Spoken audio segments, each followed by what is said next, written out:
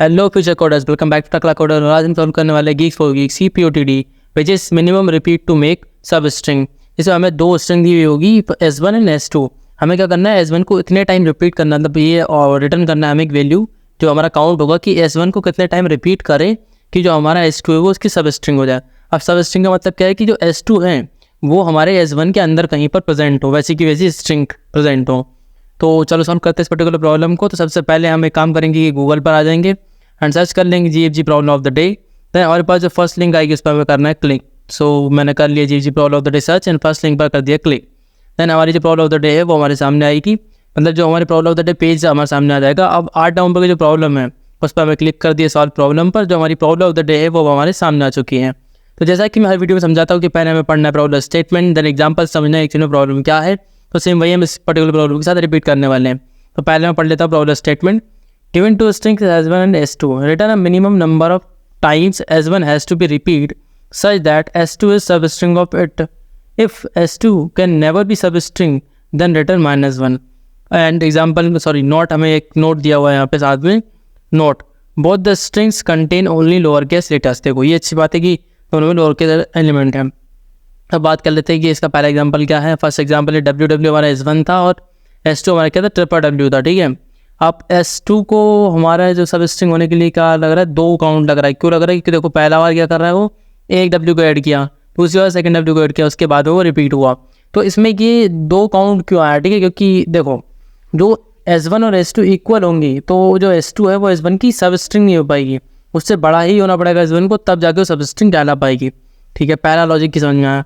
अब दूसरा क्वेश्चन, दूसरा एग्जाम्पल देखते हैं। उसमें क्या है, ABCD दिया हुआ है और यहाँ पे BCD ऐसा करके पूरा वो दिया हुआ है। अब इसको 3 टाइम्स रिपीट किया है, ठीक है।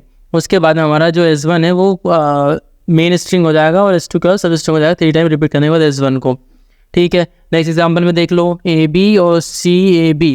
ठीक है, फर्स्ट वाली में C है ही नहीं तो कितना ही रिपीट कर लो, CAB बनेगा ही नहीं, तो क्या है -1 रिटर्न कर दिया। ठीक है, अब कंस्टेंट दे रखा है कि 10⁵ हो सकती है दोनों चीज़ें। ठीक है, यहाँ पे टाइम कॉम्प्लेक्सिटी वगैरह नीचे दिया हुआ है, हम पढ़ लेते हैं क्या है।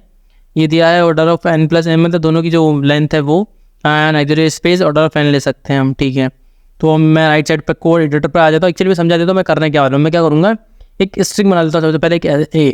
ठीक है, अब मैंने एक स्ट्रिंग बनाई, उसके अंदर क्या लूँगा मैं मान लेते हैं S1 ले लूँगा। ठीक है, अब देखो मैं करने क्या वाला हूँ, एक इंटीजर नाम का आंसर बना लिया जो हमको रिटर्न करना है। 1 से इनिशियलाइज कर लिया, 1 से क्योंकि A के अंदर S डाला, एक काउंट यहाँ पे आएगा। ठीक है, अब मैं क्या करूँगा, A में S को प्लस करता जाऊँगा, कब तक, जब तक उसकी लेंथ जो है S से बड़ी नहीं हो जाती, क्योंकि पहले रिक्वायरमेंट यही थी कि सब स्ट्रिंग बनने के लिए मेन स्ट्रिंग को उससे बड़ा होना पड़ेगा लेंथ में। ठीक है, तो यहाँ पे एक वाइल लूप लगा लेते हैं हम, वाइल A.size, ठीक है, ग्रेटर देन S2.size, कि मतलब जो हमारी पहली मेन स्ट्रिंग है उसका जो साइज़ है वो हमारी सेकेंड स्ट्रिंग से ज़्यादा होना चाहिए। ठीक है, तो ये पर्टिकुलर लूप लगा लिया। उसके अंदर करना है क्या, मुझे A में प्लस इक्वल करना है हमारा S1। ठीक है, हर बार वही स्ट्रिंग ऐड करते हुए जाना है। और सेकंड काम है क्या करना है, आंसर को प्लस प्लस करना है। ठीक, कितने टाइम ऐड करने के बाद में उसकी लेंथ ज़्यादा हुई। अब यहाँ पे आके एक चीज़ चेक कर लेंगे इसके बाद में बाहर आके कि इफ़ A.find ना, A के अंदर फाइंड करेंगे हम क्या, B को। एक सेकेंड, A.find B, अगर B मिल जाता है तो नॉट इक्वल टू -1 होगा, और नॉट इक्वल टू -1 होगा। अब नॉट इक्वल टू -1 है तो सिंपली क्या करना है, रिटर्न आंसर कर देंगे हम। अगर ऐसा नहीं होता तो मैं क्या करूँगा, एक बार और ऐड ऑन करके देख लूँगा, है ना। तो मैं क्या करूँगा, A+ = S1 कर लूँगा मैं। ठीक है, और हमारा जो आंसर उसको प्लस प्लस कर देंगे। अब इसके बाद में फिर हमें एक बार चेक करना है, क्या चेक करना है, इफ़ A.find, ठीक है, A.find B, और एक्चुअली B कैपिटल है, नॉट इक्वल -1। ठीक है, नॉट इक्वल -1, तो यहाँ से रिटर्न कर दूँगा वापस में आंसर। ठीक है, रिटर्न आंसर।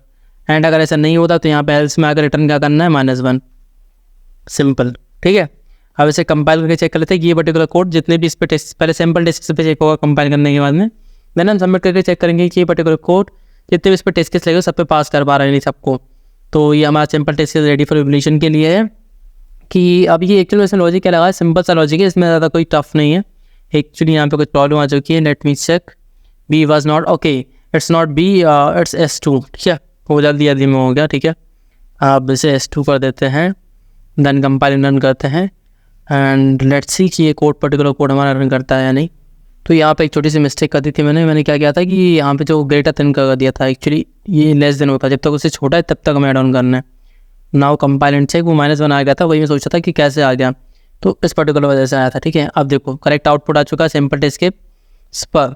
अब हम इसे सबमिट करके चेक कर लेते हैं कि ये पर्टिकुलर कोड सारे जितने भी टेस्ट केस पर्टिकुलर क्वेश्चन पे लगे सबको पास कर पा रहा है या नहीं। तो आप देख सकते हैं कि ये सारे टेस्ट केस को पास 133 टोटल 133 टेस्ट केस थे, सारे टेस्ट केस को सक्सेसफुली पास कर पा रहे हैं। सो मिलते हैं हम नेक्स्ट वीडियो में अगली POTT के साथ में। Thank you so much for this particular video, we meet in the next video. Thank you so much once again.